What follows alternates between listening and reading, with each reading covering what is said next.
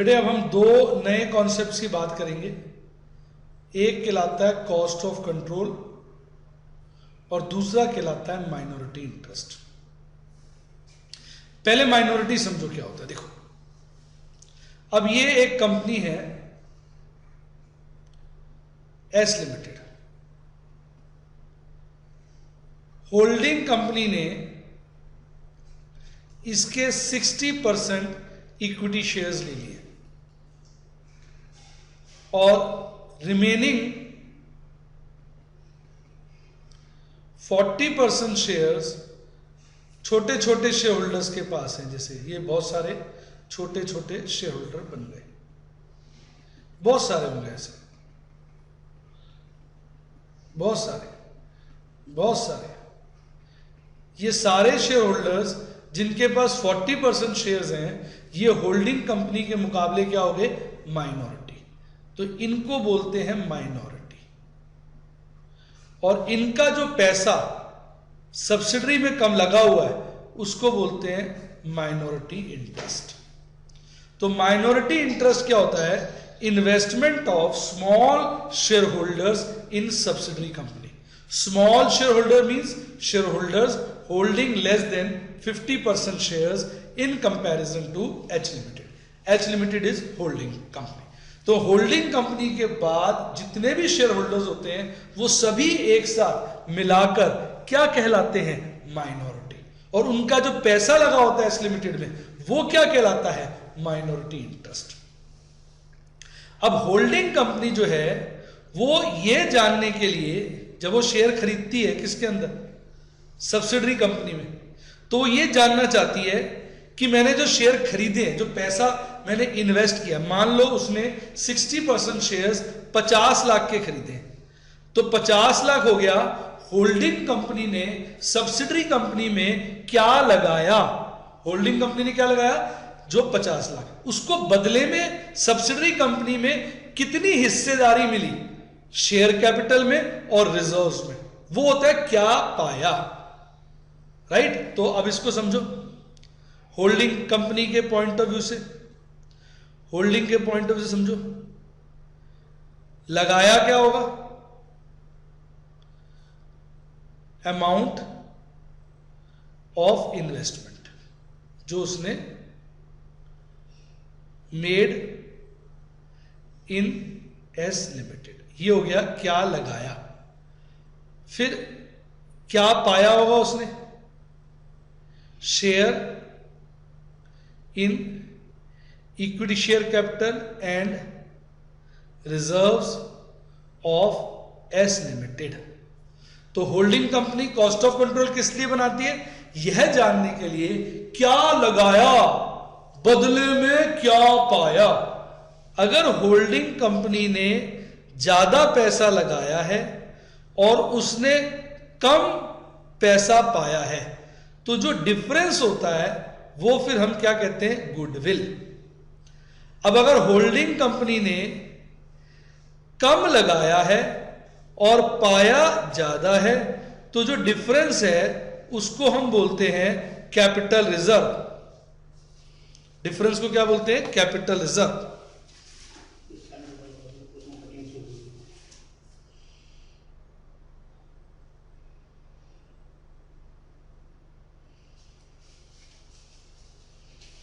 पीछे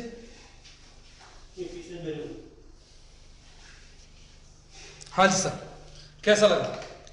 लगाया वर्सेस पाया। अब फिर से एक बार रिवाइज करेंगे। माइनॉरिटी इंटरेस्ट होता है स्मॉल शेयर होल्डर्स की, जिनके पास 50% से कम शेयर है, उन सभी शेयर होल्डर्स की सब्सिडरी कंपनी में क्या हिस्सेदारी है उसको बोलते हैं minority interest. Cost of control holding company बनाती है यह जानने के लिए क्या लगाया बदले में क्या पाया। लगाया कम, पाया ज्यादा, फायदा हो गया कैपिटल रिजर्व। लगाया ज्यादा, पाया कम, ज्यादा क्यों लगाया है? गुडविल के लिए। तो ये कॉन्सेप्ट है कॉस्ट ऑफ कंट्रोल और माइनॉरिटी इंटरेस्ट का। एक बार पढ़ के भी देख लेते हैं। Cost of control account, it compares क्या लगाया विद क्या पाया। डायलॉग देखिए कितना जबरदस्त है हिंदी में। इट कंपेयर्स क्या लगाया विद क्या पाया। It compares investment made in subsidiary with the share of holdings in shareholders funds, that is share capital and reserves that it has acquired on the date of acquisition in the subsidiary। तो ये क्या compare करती है कि investment, कितना पैसा invest किया किससे, शेयर, किसके अंदर, शेयर कैपिटल और रिजर्व्स में, किस डेट को, डेट ऑफ एक्विजिशन को। तो डेट ऑफ एक्विजिशन को जो सब्सिडरी कंपनी की नेटवर्थ है, उस नेटवर्थ क्या होती है, शेयर कैपिटल प्लस रिजर्व्स, उसमें जो होल्डिंग की हिस्सेदारी बनेगी क्योंकि उसने उसमें शेयर खरीदे, उसको किससे कंपेयर किया जाता है, जो पैसा इन्वेस्ट किया। अब अगर लगाया मोर देन पाया है तो डिफरेंस गुडविल है, और अगर लगाया लेस देन पाया है then the difference is capital reserve. कैसा लगा? अब माइनॉरिटी इंटरेस्ट क्या होता है? Minority interest is the share of outsiders other than holding company, जो बाकी के लोग हैं, in this subsidiary on the date of balance sheet. Thus it is the share of minority in equity shares, reserves में जो उसकी हिस्सेदारी है रिजर्व्स के अंदर, इक्विटी शेयर और रिजर्व्स में, वो क्या कहलाती है, माइनॉरिटी इंटरेस्ट। और आपको याद होगा जो सब्सिडरी के रिजर्व्स होते हैं उसकी हम दो कैटेगरी बना देते हैं, प्री एंड पोस्ट। कैसा लगा? आइए इसका थोड़ा और खुलासा करते हैं। देखो, जब हम किसी कंपनी के शेयर्स खरीदते हैं ना, तो हम उसकी नेटवर्थ में हिस्सेदार बन जाते हैं। और नेटवर्थ क्या होती है कंपनी की? वो होती है equity share capital plus reserves, equity share holder के एंगल से। ठीक, रिजर्व्स के आपको याद होगा दो टुकड़े कर देते हैं, मैंने पहली वाली वीडियो में दिखाया, प्री एक्विजिशन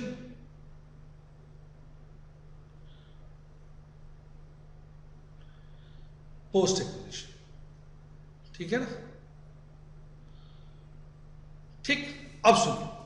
तो अब बेसिकली देखा जाए हमारी तीन चीजें हो गई, इसको एज इट इज लिख देता हूं, इक्विटी शेयर कैपिटल, यानी जो इक्विटी शेयर होल्डर्स हैं उनकी जो हिस्सेदारी है वो ब्रॉडली दो चीजों में बनेगी, और डिटेल में जाओ तो तीन चीजों में, एक इक्विटी शेयर कैपिटल, दो प्री एक्विजिशन प्रॉफिट, तीन पोस्ट एक्विजिशन प्रॉफिट। तो अब सुनिए, इक्विटी शेयर कैपिटल में जो होल्डिंग का हिस्सा होता है, मान लो थोड़ी देर के लिए एग्जांपल बनाओ,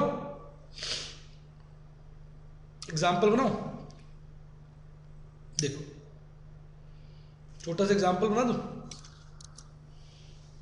देखो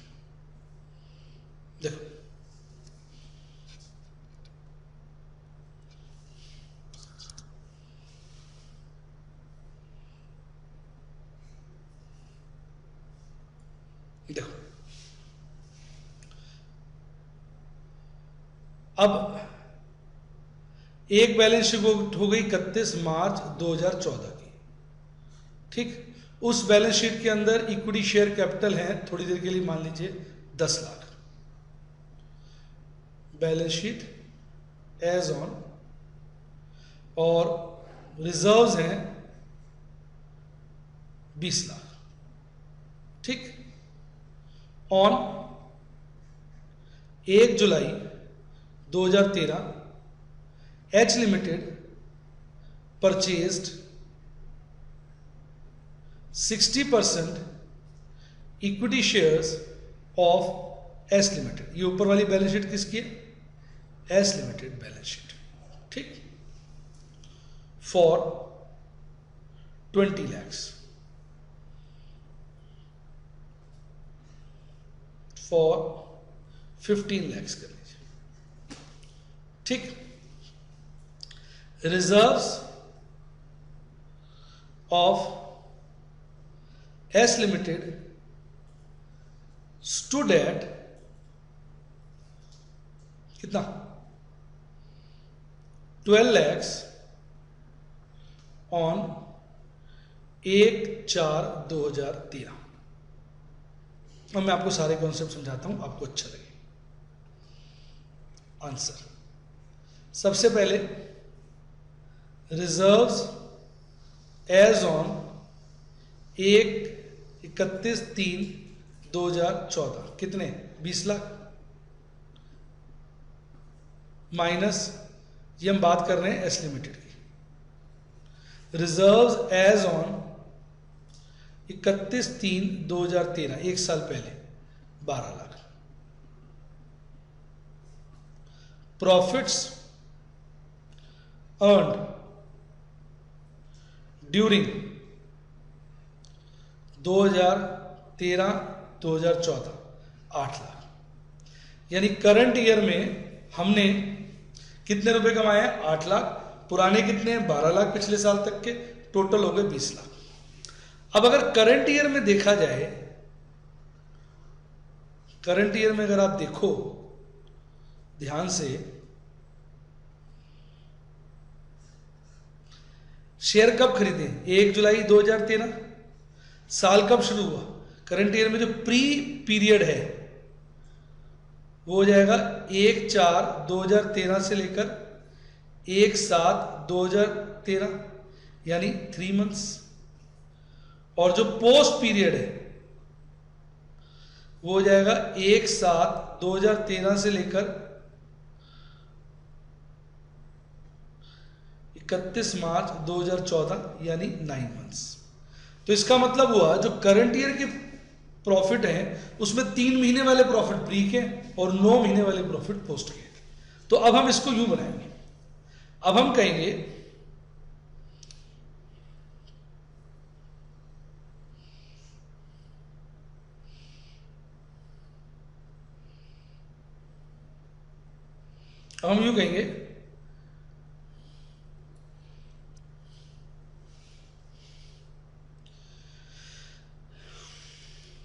सारा हिसाब लगा लेते हैं। रिजर्व्स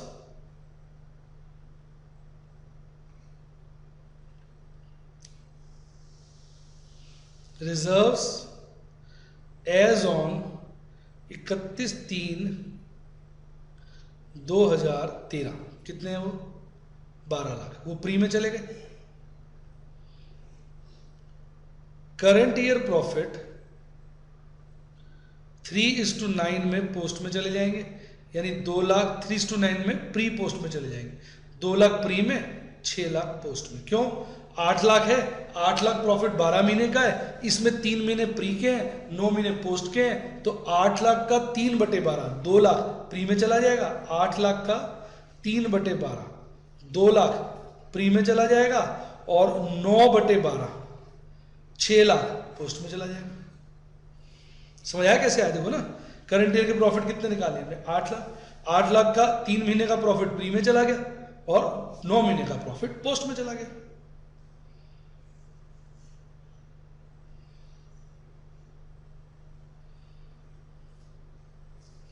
ठीक।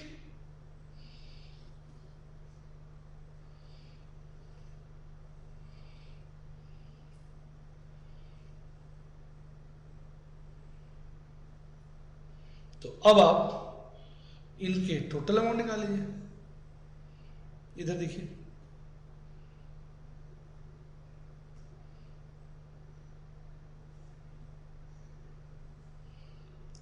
As on 31 March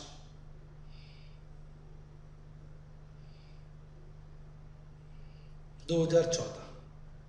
equity share capital कितनी है? देखो 10 लाख। रिजर्व कितने? 20 लाख। तो ये हो गए 10 लाख, पूरे के पूरे 10 लाख जो है, और ये हो गए 20 लाख। 20 लाख में से 14 लाख क्या हो गए? प्री, और 6 लाख क्या हो गए? पोस्ट। अब होल्डिंग कंपनी ने कितने शेयर खरीदे? 60%। तो आउटसाइडर्स के पास कितने शेयर्स पड़े? 40%।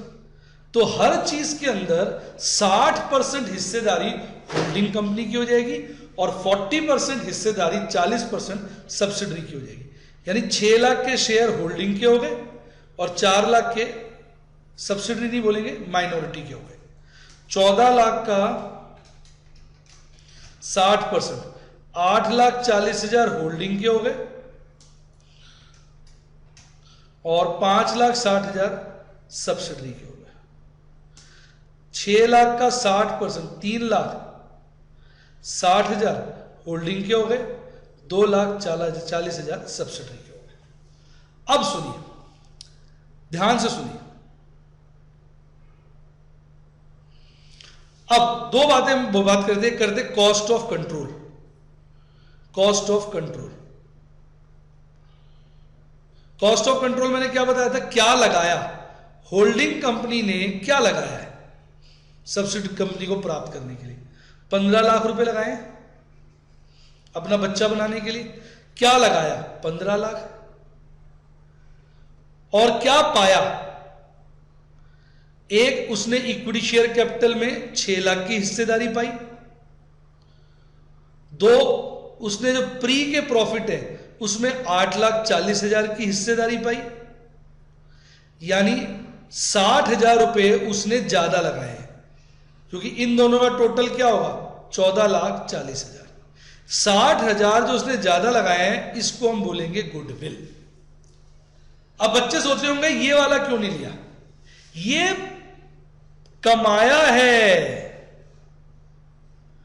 ये और ये पाया है।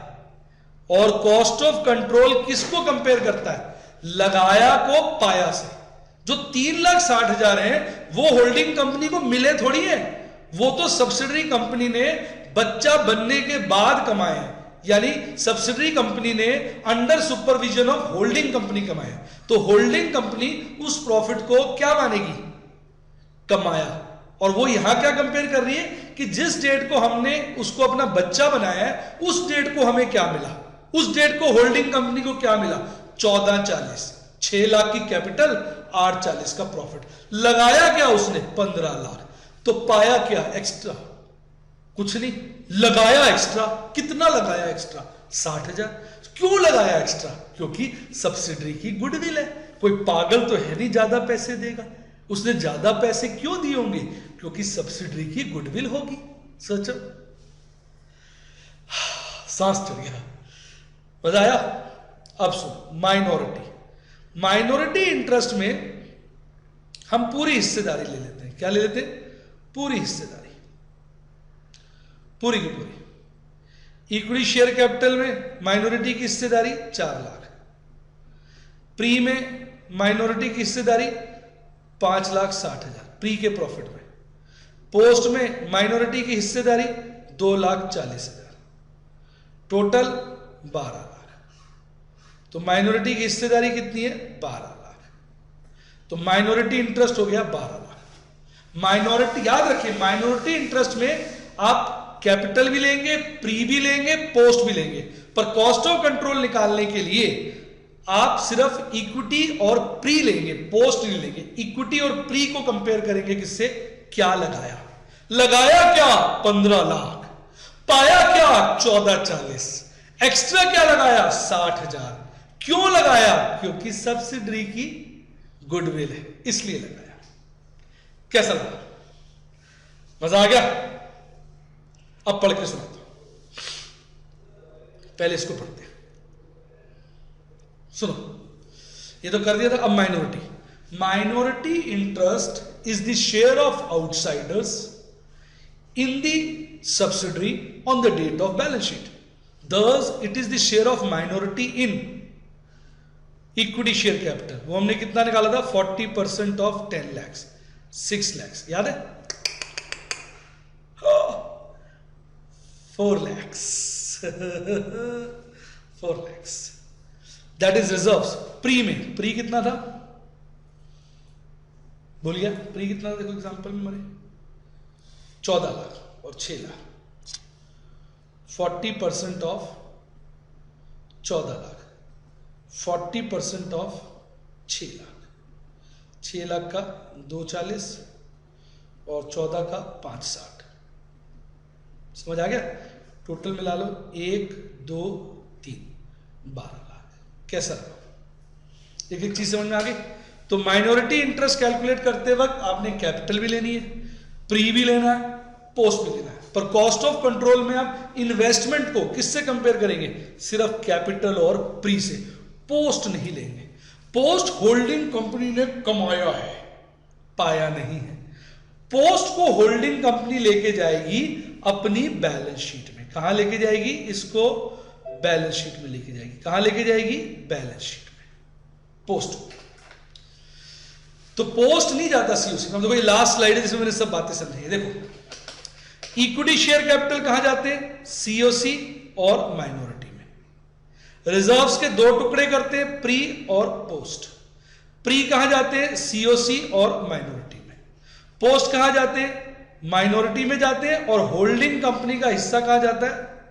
होल्डिंग शेयर कहां जाता है? सीबीएस। सीबीएस मतलब कंसोलिडेटेड बैलेंस शीट में। होल्डिंग कंपनी कहती है ये मैंने कमाया है, ये मैं अपनी बैलेंस शीट में सीधा लेके जाऊंगी, ये मैंने पाया नहीं है, ये सीओसी में नहीं जाएगा, कमाया है। कैसा लगा? लॉक कर दे।